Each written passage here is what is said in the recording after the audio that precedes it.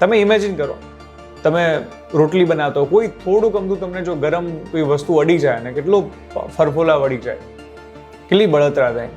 તે જવા તો અત્યારે 45 ડિગ્રી ટેમ્પરેચરમાં તમે બહાર જાઓ છો તો તમારી શું હાલત થાય છે. સીટ ઉપર બેસવા જાઓ છો, જ્યારે તડકામાં મૂકેલી તમારી વ્હીકલ હોય એની સીટ ઉપર બેસવા જાઓ ને શું હાલત થાય. તો વિચાર કરો, ત્યાંના અંદર રહેલા લોકો તો જીવતા સળગી ગયા છે. એમાં અંદર ટ્રેમ્પોલિન, રબર વગેરે જેવી વસ્તુઓ હતી. એક રબર જરાક ચોટે તમારી સ્કિન ઉપર તો કેવી હાલત થતી હશે. ત્યારે એ આખું ટ્રેમ્પોલિન અને એ આગ, જ્યારે એ આગની લપેટોમાં કોઈ આવ્યું હશે તો શું બચ્યું હશે. પરિણામે હાડકાં પણ એટલા બળી ગયા છે કે ડીએનએ સેમ્પલિંગમાં વાર લાગી રહી છે.